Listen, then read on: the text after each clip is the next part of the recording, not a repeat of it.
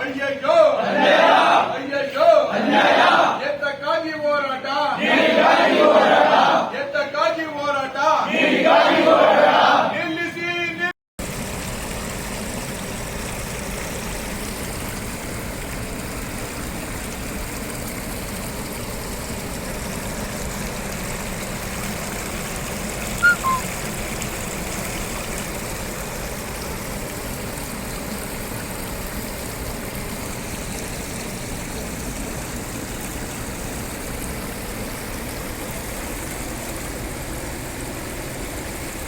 ನಿರ್ವಹಣಾ ಮಂಡಳಿ ಮತ್ತೆ ಕಾವೇರಿ ನಿರ್ವಹಣಾ ಪ್ರಾಧಿಕಾರ ಏನ್ ತೀರ್ಪು ನೀಡಿದೆ ಅದನ್ನ ಯಥಾವತ್ ಪ್ರಾರಂಭ ಮಾಡಬೇಕು ಅಂತ ಸುಪ್ರೀಂ ಕೋರ್ಟ್ ತೀರ್ಮಾನ ಮಾಡಿದೆ.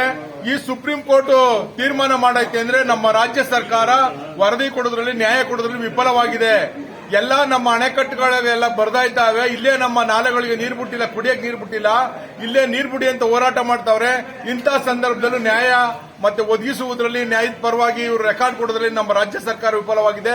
ನಮ್ಮ ಜಿಲ್ಲಾ ಉಸ್ತುವಾರಿ ಮಂತ್ರಿ, ನಮ್ಮ ಶ್ರೀರಂಗಪಟ್ಟಣ ಶಾಸಕರು ಎಲ್ಲರೂ ನೀರು ಬಿಟ್ಟಿಲ್ಲ ಸುಳ್ಳು ಹೇಳ್ತಾ ಇದ್ದಾರೆ. ಆದರೆ ತಮಿಳುನಾಡಿಗೆ 15ರಿಂದ 20 ಸಾವಿರ ನೀರು ಹರಿದೋಯ್ತಾ ಇದೆ. ತತ್ಕ್ಷಣ ನೀರು ನಿಲ್ಲಿಸಬೇಕು. ಸುಪ್ರೀಂ ಕೋರ್ಟ್ಗೆ ಮೇಲ್ಮನವಿ ಸಲ್ಲಿಸ್ತೀವಿ ನಾಟಕ ಆಡ್ತಾವ್ರೆ. ಇವ್ರು ಯಾವ ಮೇಲ್ಮನವಿನೂ ಸಲ್ಲಿಸ್ತಾ ಇಲ್ಲ. ನಾಟಕ ಆಡ್ಕೊಂಡು ದೊಡ್ಡ ದಂಧೆ ತೊಡಗವ್ರೆ. ತತ್ಕ್ಷಣ ತಮಿಳುನಾಡು ನೀರು ಬಿಟ್ಟಿರುವುದನ್ನು ತತ್ಕ್ಷಣ ನಿಲ್ಲಿಸಬೇಕು ಅಂತ ಒತ್ತಾಯ ಮಾಡ್ತೀನಿ. 2 ಪ್ರಾಧಿಕಾರ ಕೊಟ್ಟಿರುವಂತಹ ತೀರ್ಮಾನನ ಎತ್ತಿಡಿದು ಅದೇ ಪ್ರಮಾಣದಲ್ಲಿ ನೀರನ್ನ ಬಿಡಿ ಅಂತ ಸೂಚನೆ ಕೊಟ್ಟಿದೆ. ಒಂದು ಸುಪ್ರೀಂ ಕೋರ್ಟ್, ಒಂದು ದೇಶದ ಬಹಳ ದೊಡ್ಡ ದೇಶದ ಸುಪ್ರೀಂ ಕೋರ್ಟ್ ಈ ತೀರ್ಮಾನ ಹೇಳ್ಬೇಕಾದ್ರೆ ಅನುಕೂಲ ಪಡ್ಕೊಂಡಿರೋ ರಾಜ್ಯ ತಮಿಳುನಾಡಿನವರು ಸರಿಯಾದಂತ ಮಾಹಿತಿ ಕೊಟ್ಟವ್ರೆ.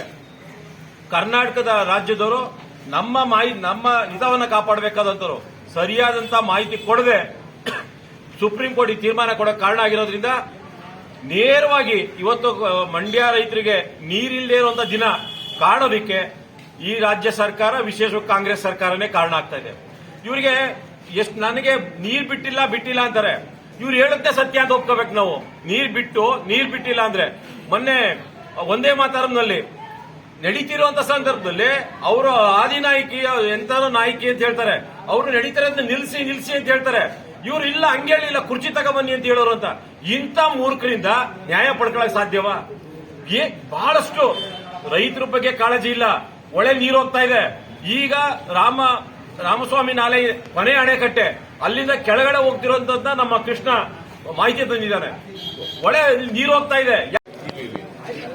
ಏನು ರಾಜ್ಯ ಸರ್ಕಾರ ಪ್ರಾರಂಭದಿಂದಲೂ ಹೇಳ್ತಾ ಇದೀವಿ ನಾವು, ನಮ್ಮ ಪರಿಸ್ಥಿತಿನ ಮಂದಟ್ ಮಾಡೋದ್ರಲ್ಲಿ ವಿಫಲ ಆಗಿರುವಂತದ್ದು. ಇವತ್ತು ಸುಪ್ರೀಂ ಕೋರ್ಟ್ ನೀರು ಬಿಡುವಂತಹದ್ನ ಪ್ರಾಧಿಕಾರಗಳು ಕೊಟ್ಟಿರೋ ಸೂಚನೆನ ಜಾರಿಗೆ ತನ್ನಿ ಅಂತ ಹೇಳೋದಿದೆಯಲ್ಲ, ಆ ಕಾರಣ ಏನು ಅಂತಂದ್ರೆ ರಾಜ್ಯ ಸರ್ಕಾರದ ವೈಫಲ್ಯ. ನಮ್ಮ ಜಿಲ್ಲಾ ಉಸ್ತುವಾರಿ ಮಂತ್ರಿ ಅವ್ರ ವೈಫಲ್ಯ ಮುಚ್ಕೊಬಿಡ್ತಾವ್ರೆ. ಅವ್ರ ಅಧಿಕಾರ ಉಳಿಸ್ಕೊಳ್ಳಕ್ಕೆ ಸುಳ್ಳು ಹೇಳೋದು. ತಮಿಳುನಾಡಿಗೆ ನೀರು ಬಿಡ್ತಾವ್ರೆ. 5 ಅಣೆಕಟ್ಟೆ ಕಾಲುವೆಗಳು ಆದ್ಮೇಲೂ ನೀರು ಹೊರಗಡೆ ಹೋಗ್ತಾ ಇದೆ. ಅದ್ಯಾವ ಇವರು ಚಿರಸ್ವಾಮಿಯೋ ಡಿ ಕೆ ಶಿವಕುಮಾರ್ ಇನ್ಯಾವ ಕಾಲುವೆ ಮಾಡಿದಾರೋ ಗೊತ್ತಿಲ್ಲ. ತಮಿಳುನಾಡು ಬಿಡೋ ನೀರನ್ನ ಬಿಟ್ಟಿಲ್ಲ ಅಂತ ಹೇಳೋಷ್ಟು ಮೂರ್ಖತನ ಈ ರಾಜ್ಯ ಸರ್ಕಾರಕ್ಕಿದ್ರೆ, ಈ ಕಾಂಗ್ರೆಸ್ ಸರ್ಕಾರ ಎಲ್ಲಾ ಗ್ಯಾರಂಟಿಗಳ ಜೊತೆಗೆ ಈ ರಾಜ್ಯದ ರೈತರಿಗೆ ನೇಣು ಗ್ಯಾರಂಟಿ ಕೊಡ್ತಾ ಇದೆ. ನೇಣು ಗ್ಯಾರಂಟಿ ಕೊಡುವಂತ ರಾಜ್ಯ ಸರ್ಕಾರ ನಮ್ಮ ಪಾಲಕ್ ಬೇಕಾ? ಇವ್ರಿಗಿಂತ ಬ್ರಿಟಿಷರೇ ವಾಸೆ. ಬ್ರಿಟಿಷರ ಆಡಳಿತನೇ ಪರವಾಗಿಲ್ಲ, ಎಲ್ಲೆಲ್ಲಿ ಬೇಕೋ ನಮ್ ನೇತಾಕ್ತಿದ್ರು.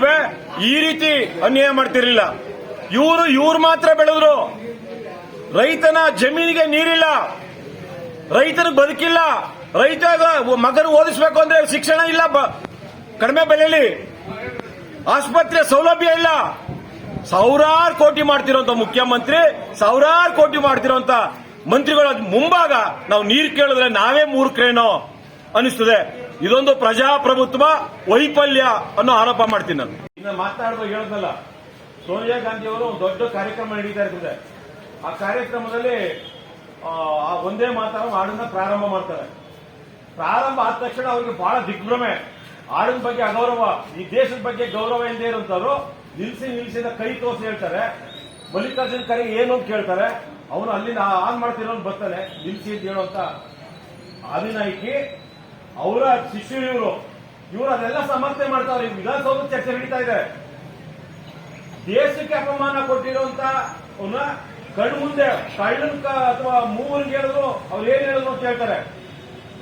ಅಂತದ್ನ ಸುಳ್ಳು ಅಂತ ಹೇಳುವಂತ ಮಟ್ಟಕ್ಕೆ ಹೋಗಿ ಅದಲ್ಲ ನಮ್ಗೇನೋ ಕುರ್ಚಿ ಕೇಳಿದ್ರು ಮತ್ತೊಂದು ಕೇಳಿದ್ರು ಅಂತ ಬೇರೆ ಬೇರೆ ವರ್ಷದಲ್ಲಿ ಹೇಳುವಂತ ಕಾಂಗ್ರೆಸ್ ಆಡಳಿತದಲ್ಲಿ ಏನ್ ನಿರೀಕ್ಷೆ ಮಾಡ್ಬೋದು?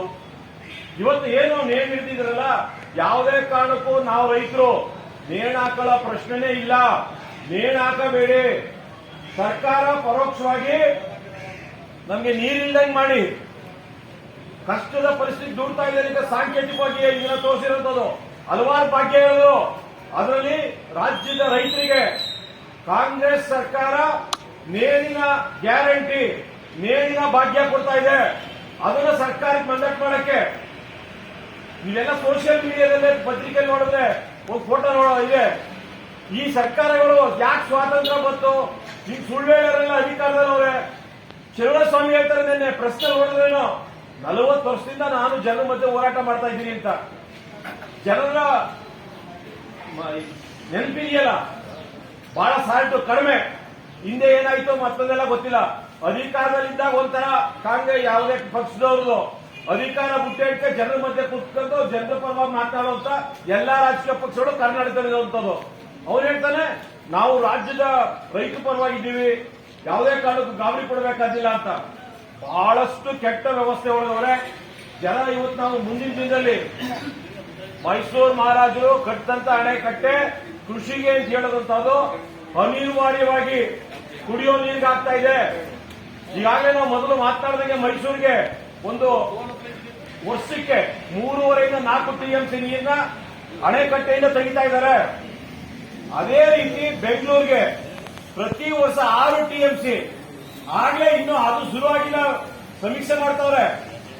ಒಂದು DPR ರೆಡಿ ಆಗಿದೆಯಂತೆ.